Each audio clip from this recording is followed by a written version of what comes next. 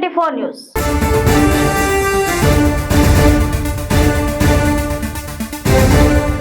పేదలకు ఉచిత విద్యుత్ సౌకర్యం కల్పించేందుకు కేంద్ర ప్రభుత్వం అనేక పథకాలు అమలు చేస్తోంది. సోలార్ ప్యానెల్స్ ఇంటిపై ఏర్పాటు చేసుకోవడం ద్వారా కరెంటు బిల్లు కట్టాల్సిన పని లేదు. సోలార్ ప్యానెల్స్ ద్వారా వచ్చే విద్యుత్ ను మీ ఇంటికి వినియోగించుకోవచ్చు. సోలార్ ప్యానెల్స్ ఏర్పాటు చేసుకునే వారికి కేంద్ర ప్రభుత్వం సబ్సిడీ సౌకర్యం కూడా కల్పిస్తోంది. దీంతో పాటు కేంద్ర ప్రభుత్వం మరో పథకం కూడా అమలు చేస్తోంది.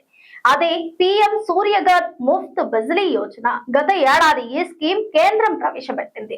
అసలు ఈ పథకం ఏంటి, ఎలా లబ్ధి పొందాలి అనే విషయాలు ఇప్పుడు తెలుసుకుందాం. కేంద్ర ప్రభుత్వం దేశంలోని పేదలకు ఉచిత విద్యుత్ అందించేందుకు గత ఏడాదిలో ఒక పథకం ప్రారంభించింది. ఈ పథకం ద్వారా పేద మధ్యతరగతి ప్రజలు ఉచితంగా విద్యుత్ సౌకర్యం పొందవచ్చు. సోలార్ ప్యానెళ్లు ఏర్పాటు చేసుకుని ఉచిత విద్యుత్ పొందవచ్చు. పేదలకు ఉచిత విద్యుత్ సౌకర్యం కల్పించేందుకు కేంద్ర ప్రభుత్వం అనేక పథకాలు అమలు చేస్తోంది. సోలార్ ప్యానెల్స్ ఇంటిపై ఏర్పాటు చేసుకోవడం ద్వారా కరెంటు బిల్లు కట్టాల్సిన పని లేదు. సోలార్ ప్యానెల్స్ ద్వారా వచ్చే విద్యుత్ ను మీ ఇంటికి వినియోగించుకోవచ్చు. సోలార్ ప్యానెల్స్ ఏర్పాటు చేసుకునే వారికి కేంద్ర ప్రభుత్వం సబ్సిడీ సౌకర్యం కూడా కల్పిస్తోంది. దీంతో పాటు కేంద్ర ప్రభుత్వం మరో పథకం కూడా అమలు చేస్తోంది. అది పీఎం సూర్యఘర్ ముఫ్త్ బిజ్లీ యోజన. గత ఏడాది ఈ స్కీమ్ కేంద్రం ప్రవేశపెట్టింది. అసలు ఈ పథకం ఏంటి, ఎలా లబ్ధి పొందాలి అనే విషయాలు తెలుసుకుందాం. పీఎం సూర్యఘర్ ముఫ్త్ బిజ్లీ యోజన పథకంపై తాజాగా ఇంధన శాఖ మంత్రి ప్రహ్లాద్ జోషి కీలక ప్రకటన చేశారు. ఈ స్కీమ్ ద్వారా 200 యూనిట్లు కాదని 300 యూనిట్ల వరకు ఫ్రీ కరెంట్ ఉపయోగించుకోవచ్చని తెలిపారు. ఈ పథకం ద్వారా డిసెంబర్ నాటికి 75 లక్షల ఇళ్లకు సోలార్ ప్యానెల్స్ ఏర్పాటు చేస్తామంటూ స్పష్టం చేశారు. ఇప్పటి వరకు 25 లక్షల ఇళ్లకు బిగించామని 2026 డిసెంబర్ నాటికి మొత్తం 75 లక్షల ఇళ్లకు ఉచిత విద్యుత్ సౌకర్యం కల్పించాలని లక్ష్యం నిర్దేశించుకున్నట్లు చెప్పారు.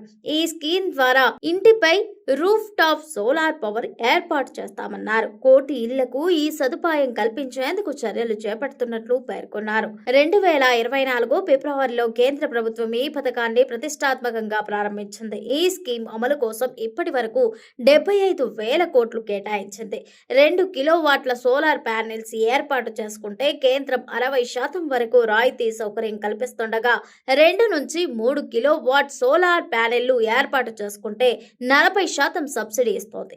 ఇక 1 కిలో వాటర్ ప్యానెల్స్ అయితే 30,000 సబ్సిడీ ఇస్తోంది. 3 కిలోవాట్ కంటే ఎక్కువ ఉంటే 78,000 వరకు రాయితీ ఇస్తోంది. పేద మధ్యతరగతి ప్రజలు మాత్రమే ఈ పథకానికి అర్హులు. గ్రూప్ హౌసింగ్ సొసైటీ రెసిడెన్షియల్ వినియోగదారులు దరఖాస్తు చేసుకోవచ్చు. పోర్టల్లోకి వెళ్లి దరఖాస్తు చేసుకోవాలి. ఏపీకి వాతావరణ శాఖ రెయిన్ అలర్ట్ జారీ చేసింది. నైరుతి రుతుపవనాలు చురుగ్గా కదులుతున్నాయి. దీని ప్రభావంతో వర్షాలు కురవనున్నాయి. రాబోయే 2 నుంచి 3 రోజుల్లో నైరుతి రుతుపవనాలు మధ్య అరేబియా సముద్రంలోని మరికొన్ని ప్రాంతాలు, గోవా మొత్తం, మహారాష్ట్ర, ఆంధ్రప్రదేశ్ లోని కొన్ని ప్రాంతాలు, కర్ణాటకలోని మరికొన్ని ప్రాంతాలు, తమిళనాడులోని మిగిలిన ప్రాంతాలు, నైరుతి బంగాళాఖాతం, పశ్చిమ మధ్య తూర్పు మధ్య ఈశాన్య బంగాళాఖాతంలోని మరికొన్ని ప్రాంతాలు, ఈశాన్య రాష్ట్రంలోని కొన్ని ప్రాంతాల్లోకి మరింతగా విస్తరించడానికి పరిస్థితులు అనుకూలంగా ఉన్నాయి. ఏపీకి వాతావరణ శాఖ రెయిన్ అలర్ట్ జారీ చేసింది. నైరుతి రుతుపవనాలు చురుగ్గా కదులుతున్నాయి.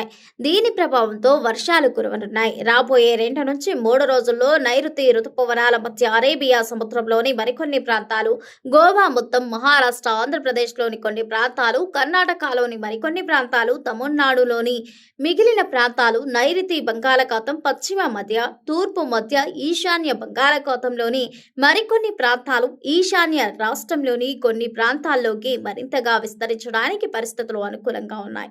ఆంధ్రప్రదేశ్ యానంలో దిగువ ట్రోఫో ఆవరణంలో నైరుతి దిశగా గాలులు వేస్తున్నాయి. వీటి ఫలితంగా రాష్ట్రంలో రాగల 3 రోజుల వరకు వర్షాలు కురవనున్నాయి. ఉత్తర కోస్తా, దక్షిణ కోస్తా, ఆంధ్రప్రదేశ్ యానం, రాయలసీమలో ఈ రోజు తేలికపాటి నుండి మోస్తారు వర్షాలు లేదా ఉరుములతో కూడిన జల్లులు కొన్ని చోట్ల కురిసే అవకాశం ఉంది. గాలులు 1 లేదా 2 చోట్ల సంభవించే అవకాశం కనబడుతోంది. ఈదురుగాలులు గంటకు 40 నుంచి 50 కిలోమీటర్ల వేగంతో వీచే అవకాశం కనబడుతోంది.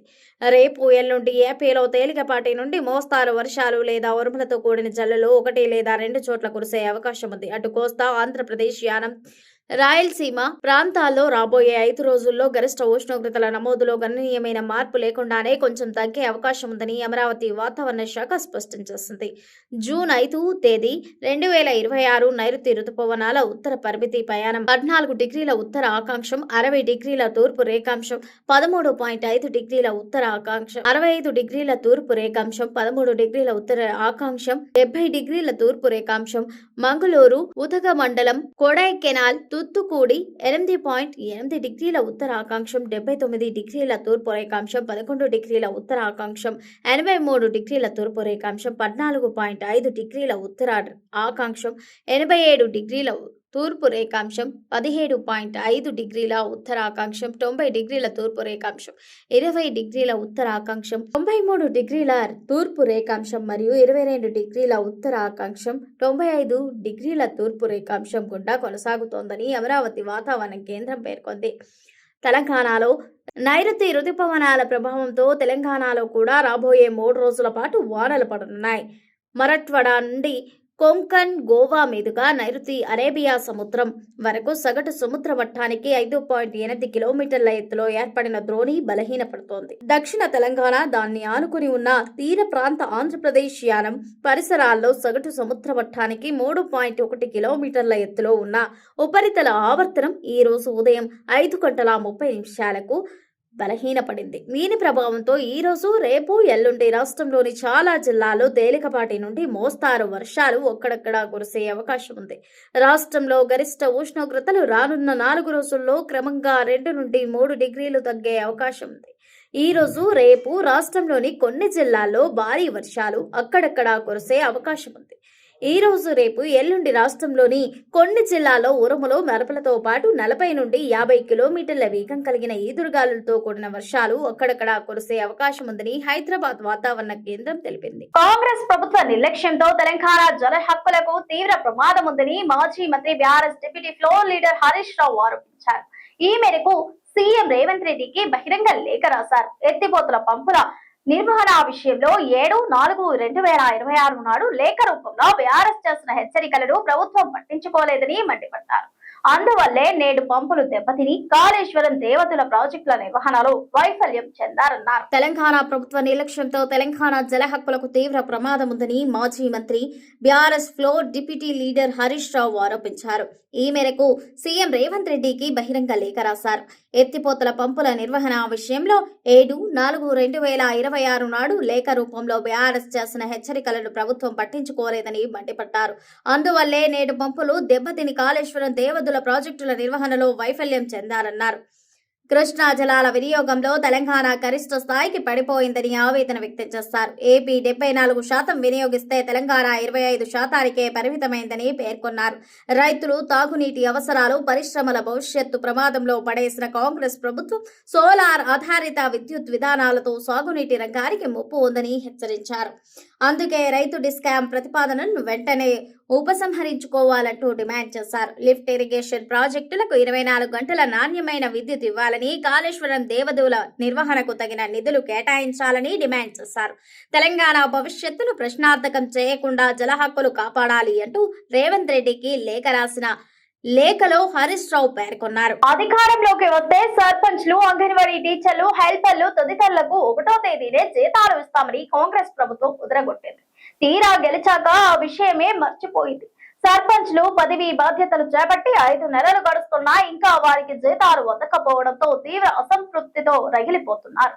డిసెంబర్ 22వ తేదీ 2025 నాడు పదవీ బాధ్యతలు స్వీకరించిన 12,762 గ్రామ పంచాయతీల సర్పంచ్లకు ఒక్కొక్కరికి 32,500 చొప్పున 41.28 కోట్ల బకాయిలు పెండింగ్ లో ఉన్నట్లు సమాచారం. అధికారంలోకి వస్తే సర్పంచ్లు, అంగన్వాడీ టీచర్లు, హెల్పర్ల తదితరులకు 1వ తేదీనే జీతాలు ఇస్తామని కాంగ్రెస్ ప్రభుత్వం కుదరగొట్టింది.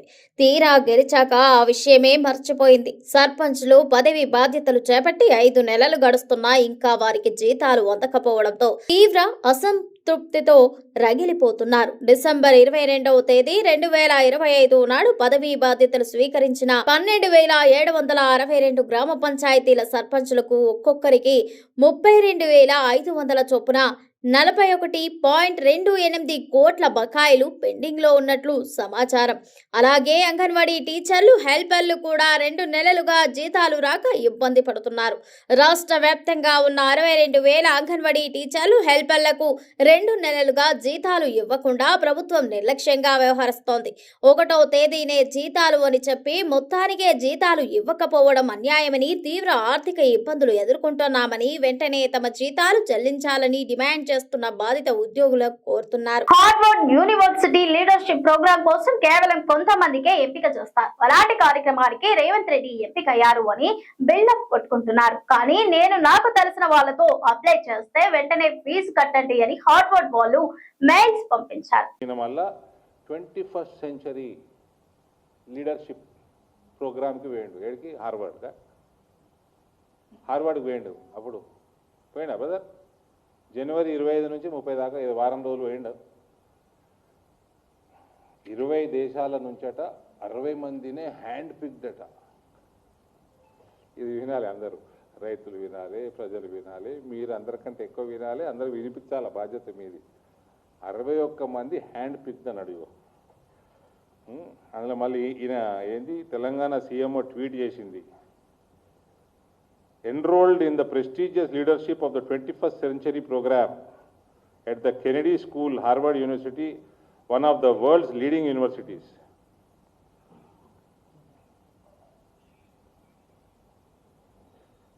With this, Revanth Reddy became the first chief minister in independent India to enroll in the leadership program at an Ivy League university, marking a significant milestone in leadership development and global engagement.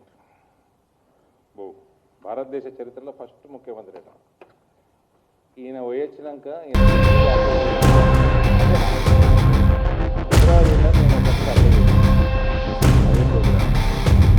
గెలిచిన ఆయన